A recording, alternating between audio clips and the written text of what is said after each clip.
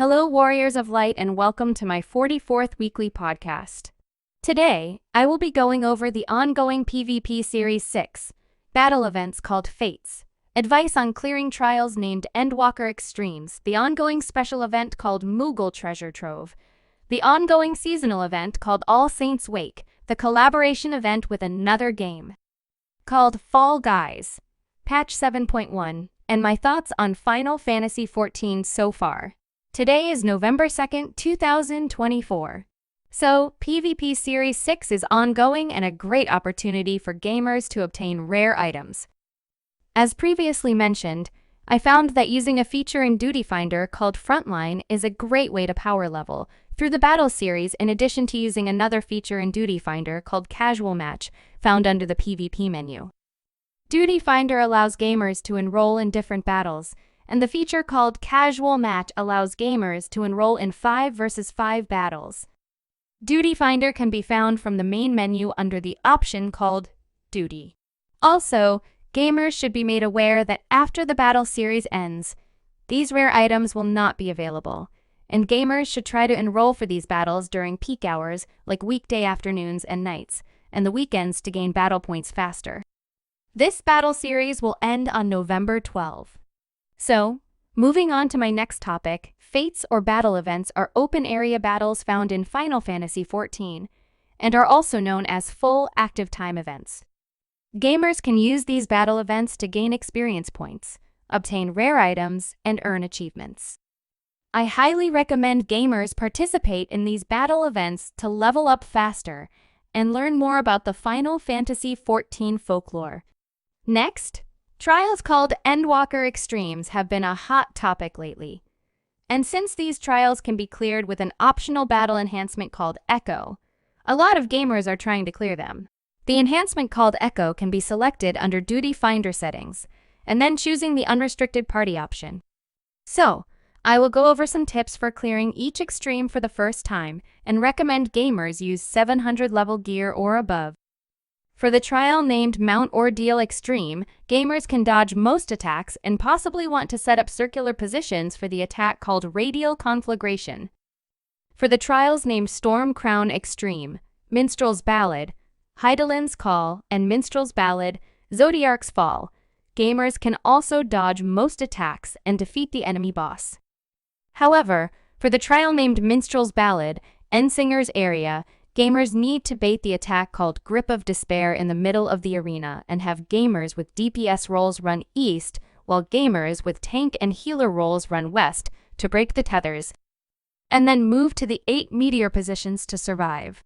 I found this enemy boss attack to be one of the most difficult for this trial.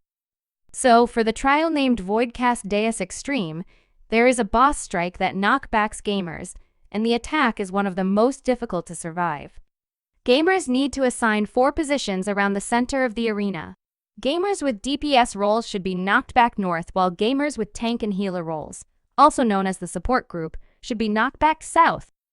1 DPS and 1 support gamer will receive flares and should not be pushed into the towers. So, for the last trial called the Abyssal Fracture Extreme, 2 of the most punishing strikes are the attacks called the Black Hole and Fractured Eventide attacks.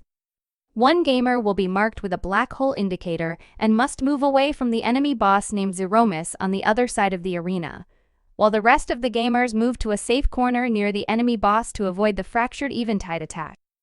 Also, the other punishing strike is an attack called Meteor Impact, and gamers must avoid having their meteor trajectory turning red, or they will risk losing the trial.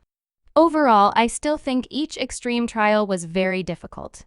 However, I was able to complete each trial weeks ago and obtain my full mentor certification. I highly recommend gamers try these extreme trials and become mentors themselves.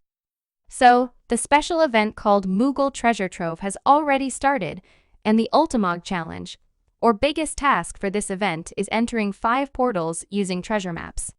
This is a great opportunity for gamers to obtain rare items. Gamers can participate in this event by speaking to a character called the Itinerant Moogle and obtain an item called the Mog Pendium. The Mog Pendium can also be accessed using the main menu and selecting the Duty option and using the Collection feature. So, gamers can use this item to complete tasks and earn artifacts called irregular tomestones. These artifacts can be exchanged for rare items. This seasonal event will end on November 12. Next, the seasonal event called All Saints' Wake has already started, and this is also another great opportunity for gamers to obtain rare items. Gamers can participate in this seasonal event by speaking to a character called the Pumpkin-Headed Apparition in an area called Old Gridenia, and start the quest named the Ether-Starved Ahriman. This seasonal event will end on November 4. Next, the collaboration event with another video game called Fall Guys has already started, and this is also another opportunity for gamers to obtain rare items. Gamers can participate in this collaboration event by speaking to a character called the Well-Heeled Youth in the area called Ulda, Steps of Nald, and start the quest named It Could Happen to You. This collaboration event will end on November 12. Next, patch 7.1 will be released on November 12 and will include main scenario quests called Crossroads, a new alliance raid called Echoes of Vana Diel Juno, the First Walk, a new dungeon called Uwiawa Field Station, and a new trial called The Minstrel's Ballad, Speen's Burden. There will also be new lessons for the training area called Hall of the Novice. Gamers can find more details on the official patch 7.1 website. So lastly, my thoughts about Final Fantasy XIV so far.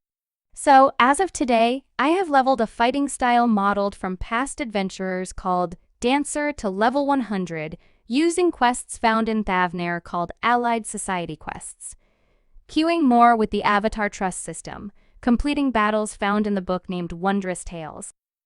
Destroying monsters called Hunt Marks, and participating more in a feature found in Duty Finder called Daily Roulette.